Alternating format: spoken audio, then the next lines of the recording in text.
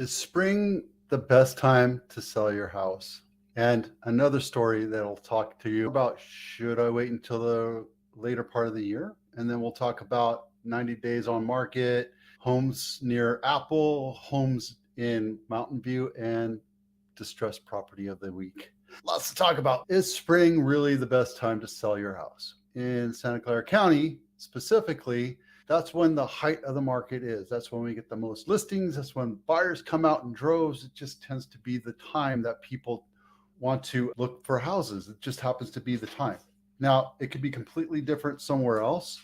It could be like in San Francisco. I know it's the fall, and in different parts of the country, it might have a different selling season. For example, Florida, it's generally the winter is when they sell the most houses, is because they have snowbirds coming down from the winter in the snow, and they vacation down in Florida and they go, oh, this is so great. I love this here. I want to move here. So that's when they tend to sell the most houses. So it really depends on where you live. Here in Santa Clara County, Silicon Valley, I can tell you, for example, that for sure, the time you see the biggest gains is March, April, May, which we're in right now. I have listings that I'm massaging right now, getting ready to go on market. And that's just normal, right? I'm working with buyers right now. We're getting into contract right now. It's part of the season. It's when I do the most work, for sure. It's when we see the biggest gains, for sure. However, sometimes it's better to sell a house in the fall or in the later part of the year because you're ready. So the reality is it doesn't really matter. You're not going to get $400,000 over list price like you did back in 2021. We don't have a lot of inventory. We'll talk about that in a minute. So prices are set at a premium and people are still bidding over about 5% on average in Santa Clara County. But now is when you're going to see more offers, more people going a little bit higher than normal in different places. But if you look at a chart and we start at $1 million in January, you might get up 5% March, April, May, but it's always going to continue to go up. So it might go to 6% or 7%. So comparatively speaking, you're making more money in October, November, September timeframe if you sell then too, because your prices are already going up. Because when we price, we look back the last 3 months. That has nothing to do with market explosions, market depressions, what happens if the economy blows up. So it's a timing thing too. Every market has a cycle, and we tend to go micro cycles of springtime is the best time for us to sell. It's when we have the most buyers. It's when we have the most sellers, and that just happens to be it. But houses sell all year long. That's why. Slow times, there really isn't a slow time here. We always have enough buyers for the sellers, unless you wait or unless you price your house up too high. And we'll get into that in a minute. So here, this one is Housing Wire. So anyway, they're talking about sellers may earn more with listing later. The prices don't contract here in Santa Clara County. They just continue to go up, notch up a little bit. And sometimes March, April, May, you'll see bigger notches. And then September, October, November, it'll still notch up, just not as crazy. So there you go. All right, 90 days on market. We have 29 of them in Santa Clara County, single family houses. I want to look at this one, Bolham Road. We have 29 houses that have not sold in over 90 days. And that's telling you that it's overpriced based on location and the quality of the house. So if we look at this one in Bolham, this is not my listing, originally listed at $2.5 million. It's out in the unincorporated area of Saratoga, and it dropped down $200,000. This is a 3-bedroom, 2.5 bath, 2,500 square foot house. It's 65 years old, built in 1958, and it's been on market 205 days. So I'm telling you, you can't be a market maker unless you have something really amazing to sell. Now it's 2 acres, so if somebody's looking for a 2-acre property, that might be it, but it's not worth $2.3 million because it's still on market after 200 days, right? Common sense. A seller could tell you how much the house is worth all day long, but it's not going to be what it's worth until a buyer comes in and says, this is what I'm willing to pay for it. Buyers determine the price, sellers put it up for market. And when you have it overpriced based on condition, location, then it's just going to sit just like this one. Yes, it has beautiful views. That's what you're buying for $2.5 million. So they're trying to say that the value is in the land, but obviously not selling. So I would say list that sucker at 1.5 and see what happens, right? Because if a seller tells me that I'm not in a hurry to sell, I'd rather come down on price and see what we can get. You're trying to be a market maker, and all you're doing is hurting the value of your house. So I don't like doing coming soon, and I don't like overpricing properties. I like pricing them just below so we attract the right amount of people coming through and getting a larger number of offers and then negotiating the top ones up and seeing where we land. That way we know what the market brings to bear. Okay, this one. I think this is the Apple house of the week.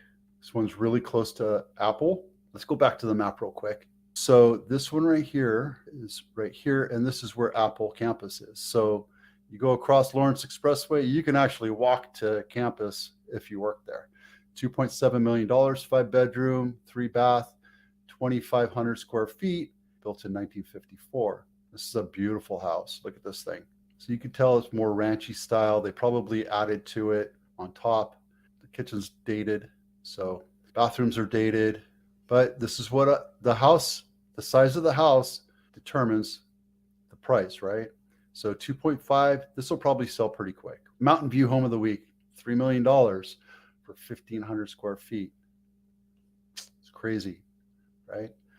2.7 for 1,500 square feet for $3 million. I would rather pay a little bit less and get a whole lot more and live in Cupertino. Well, it's actually Santa Clara. And Santa Clara has great utility values pricing versus every other city because they have their own utility commission. The original everything, it's been on market 17 days, but it's 70 years old. I don't think I'd pay $3 million for it. And it's right next to an avenue. So it's on Fordham, but you're on a corner of a Fulton Street, which has a stoplight right there, which tells me that you're going to get a lot of traffic noise from that as well. So I don't think that's a great buy.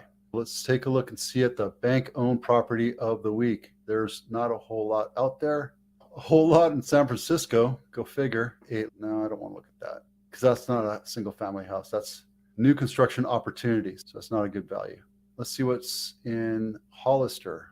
Talked about this one last week. Cobalt, $83,000. They might be selling the fact that it's got no neighbors, but give it 10 years and I can tell you straight up that will be developed. Hollister's going strong into development right now. I have a listing coming up in Hollister, and I can tell you for a fact that they're fixing the 25-101 interchange. Remember how you go down? Well, I don't know if you don't do it, but when you go south on 1 and you try to get off, you have to, it's a really old interchange, and it's not safe, and they're actually fixing it up. So they're going through a lot of paces. 4-bedroom, 3-bath, 2,300 square feet in $83,000, and it's been on market 125 days. So I can tell you, if you're looking for a good deal, I would start at $750 and land somewhere around $800. That's where I am. So these are last week's sales, Santa Clara County, and we're going to do the snapshot. 40 days on market, we have 54. We looked at the 90 days on market, 29 houses for sale that haven't sold. Price, location, condition, right? REO, California, bank-owned property all throughout California is 149. Nothing to worry about. And then for sale, we have 313. We only have 300 houses for sale in San Jose. We need like 900 to 1,000. Same thing here, Santa Clara County. We need about 2,000, 1,900 to 2,000 to make that a healthy market. So why prices will continue to go up even though rates are higher.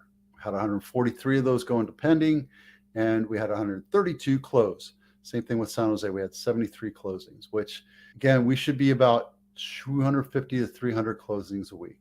So things are a lot more difficult these days, but it's a great time to buy because the shortage is not going to stop. It's just not enough properties out there. We talk about the silver soon. We talk about industrial investors. We talk about the Airbnb model. Those are all sucking up supply, and the demand's not going away. So prices will continue to go up.